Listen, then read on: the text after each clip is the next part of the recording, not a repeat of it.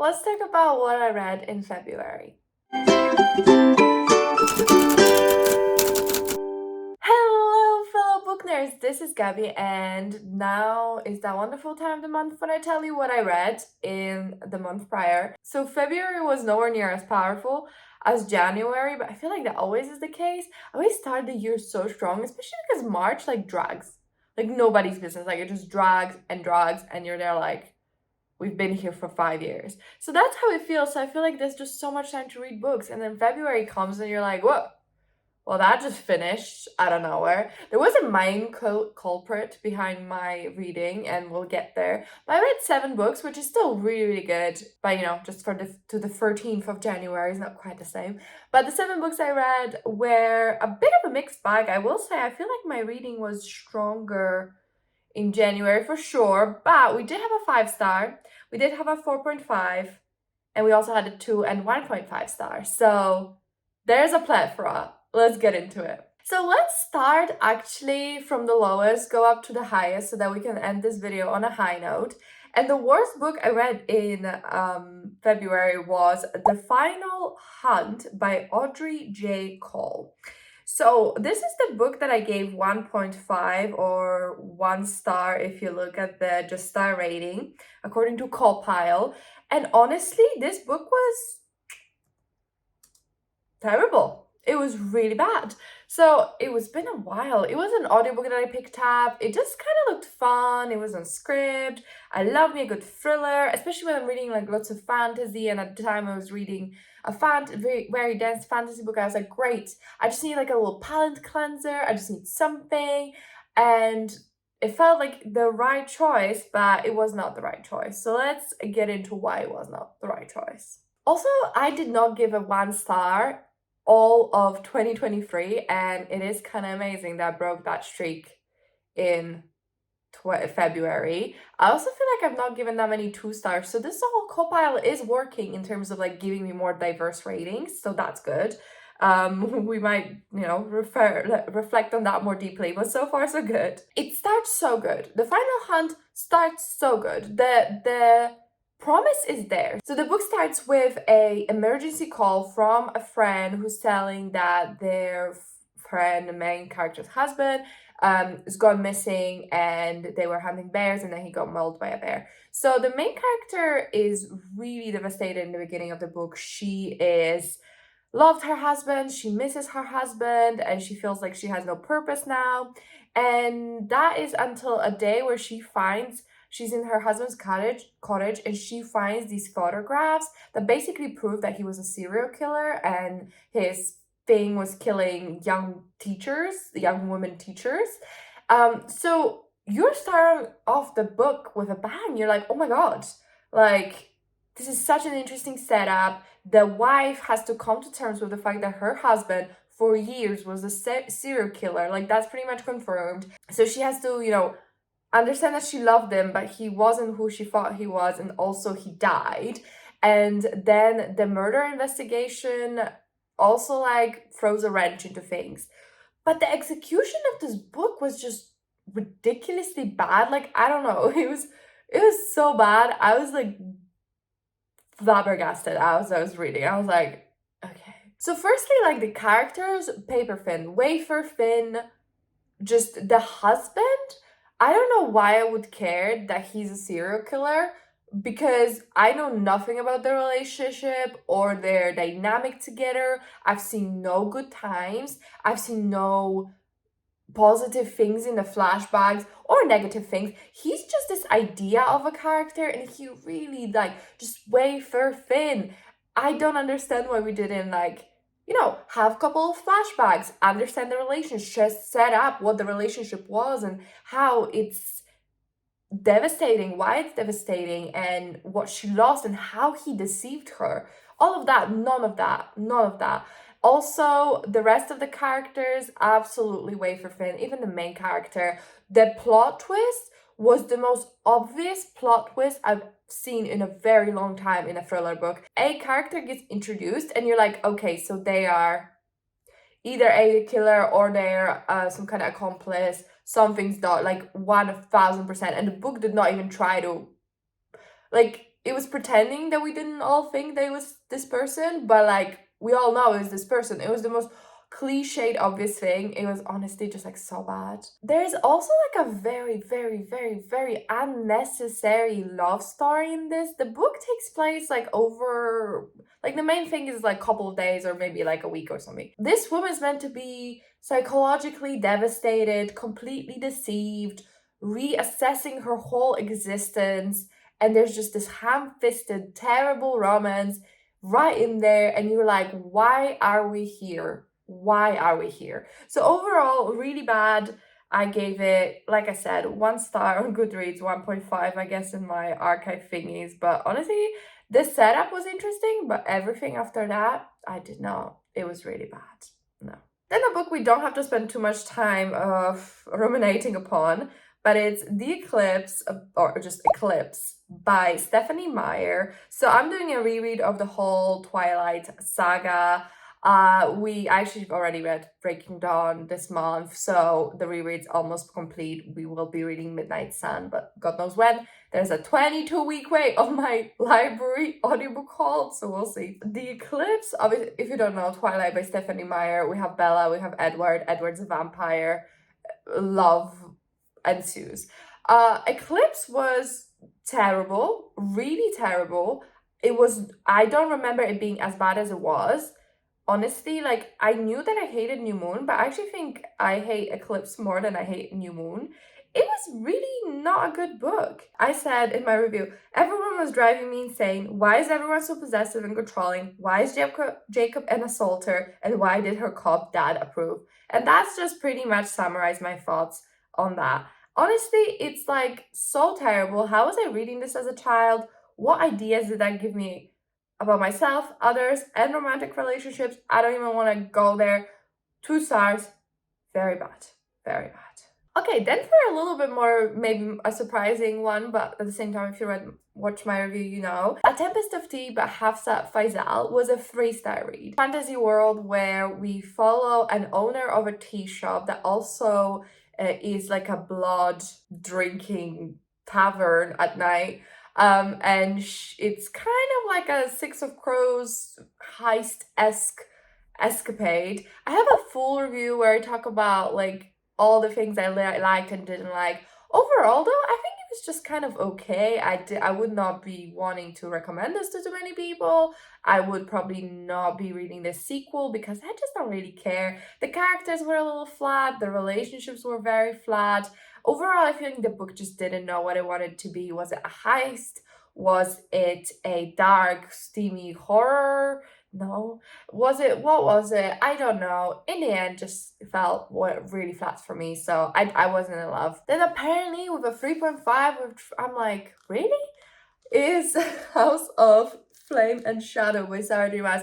So this is the last book, oh no, sorry, not the last. I thought it was the last, but it is not. This is the 3rd book in the Crescent City series by Sarah J. Maas. So imagine Zootopia, but a lot more sex, and everyone's a magical fake creature. And then there's like a murder investigation. So that's book 1. This is book 3. Apparently there's gonna be book 4, which I had no clue when I picked up this book. I probably will be sad, but at the same time, this was just kind of okay. It started really strong. I really enjoyed the beginning. It was tense, a lot was happening. We were like finding things out. It was interesting. But at some point, it just completely flipped and became so rushed. Just the main characters, they were so OP, like not even a joke, so OP that you're like, is anything ever a challenge for you? Like, how are we here? What are you doing? What's the point of it all? Those were just some of the questions I had. I actually filmed a whole spoiler reading vlog for this if you want to check it out. Apparently my thing says it's a 3.5, but I gave it 3 on Goodreads and I feel like 3 is fair. It was just kind of okay. I do feel like it goes with my makeup really nicely, but that's besides the point. You don't get extra points for that. So that's that. Then I read Mystery Rider by Sulari Gentle. So this book, I had an arc for. I requested it just because I really liked what the cover looked like. And I was like, okay, like, it could be interesting. And to be fair, it was pretty interesting. So I give it 4 stars. So in this book, we follow Theo, who is a young girl who quits law school. She moves to America to live with her older brother, who's a lawyer, and she's like, I'm gonna be a writer. So she wants to become a writer, which is great.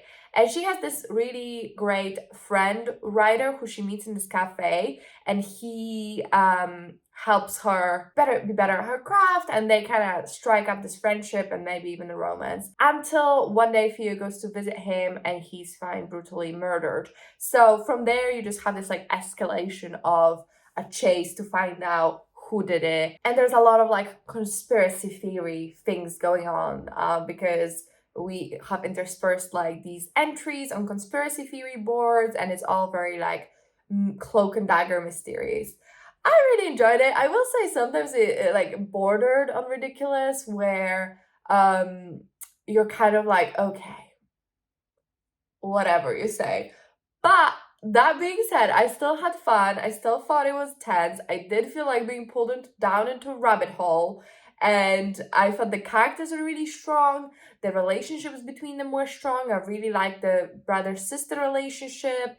And overall, like, it delivered. It was tense. I was like questioning what the hell was happening. People that were meant to be menacing were menacing and scary. And overall, like, I really just had a great time. I think the writing was pretty strong, and overall the mystery, although like I said, like some bits of it were a bit ridiculous and they have some gripes, but those gripes will be spoilers, so I'm not gonna get into them. I did briefly mention in my Goodreads review if you want to check it out. But yeah, I just felt, you know what? I had fun, and that's all I want from my thriller novels, is to have fun, be entertained, be surprised, and I was. So that's why it's a four-star book. All right, now on to the 4.5. We really have every rating under the sun, all the way from 1 to 5. But the 4.5 is The Inheritance Games by Jennifer Lynn Barnes. So this book, I've waited for such a long time for the audiobook. Honestly, like half a year at least. So I was like, oh my goodness, okay, this is a popular book. And you know what? Like, I was kind of like justified in its popularity. Maybe it was slightly overhyped, because I was like, oh my god, what is this book? Like, best things in sliced bread, literally, because it's just like so popular.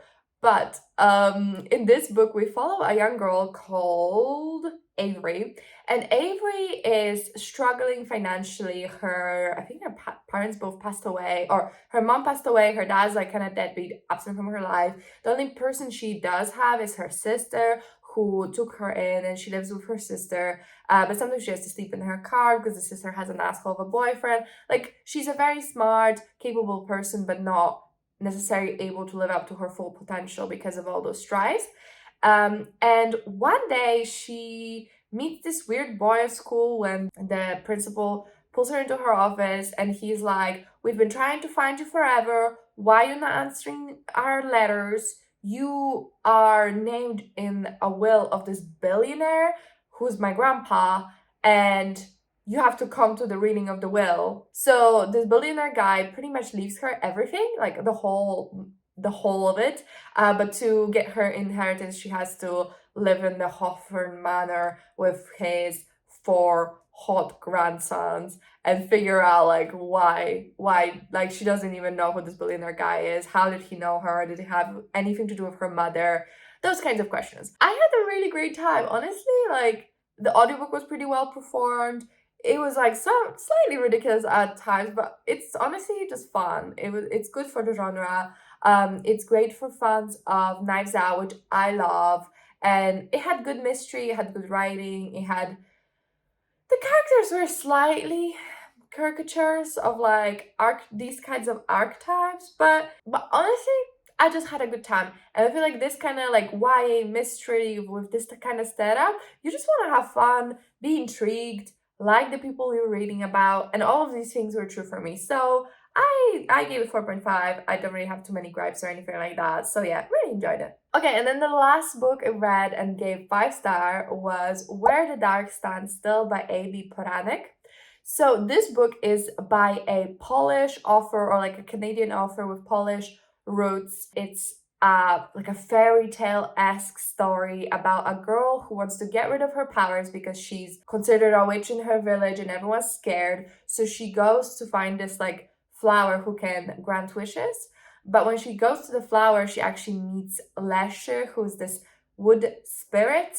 And he's like, I'm gonna take away your power if you want, but you have to come and live with me for a year and be my servant. Honestly, I absolutely adored this book. It was just so well executed. I love the Polish mythology and Polish folklore nods, the Polish words. I really love the relationship. I liked the ending. I liked the beginning. I like everything about it. Honestly, it was so well done. It was so slow. It was a very slow burn, but it just built up to something really amazing. I love the found family elements in it. I just love the whole thing. I have a whole dedicated review, so check that out if you want, because I go into like details of what I really liked with no spoilers. But yeah, 5 stars. Really loved it. I'm so glad they delivered, because I was like, am I not gonna have a single 5 star that month? It's kind of crazy because when you look at my January, I gave out 2 5 stars and then 4.5, and everything was a 3 or 3.5. I was getting like I was like, oh my god, this is so miserable, because 3.5 or a 3 is kind of like a miserable rating where you kind of enjoyed it, but it wasn't like the best thing ever. Like 3.5, I probably enjoyed it more, but 3 is just the most basic rating ever. I can't even rant about it. So yeah, this month was very diverse in terms of writings. So I really like that. At least we have a variety of things to talk about. I'm glad we finished on a high note, because I can just tell you, go read Where the Dark Stands Still. I love it. If you're a fan of Baron Nightingale or anything by Naomi Novik or Eva Reid, but you don't want something very, very dark like that, just like go check it out. It's honestly a great time. I loved it. But let me know what was your favorite book. If you didn't get that, mine was Where the Dark Stands Still, because it's only 5 star this month. That was my pick. My least favorite, obviously, The Final Hunt, but Eclipse is just right behind it. Let me know, how many books did you read and what did you enjoy the most? I love getting recommendations. So yeah, please let me know what the best book was, what the worst book was. I would love to hear it if you read any of the books I mentioned. What did you think about them? Whatever it was, please put that in the comments. Also, if you could comment, like, and subscribe, I really, really, really appreciate it. It really helps me out. But that's it from me, and I'll see you in my next one. Bye!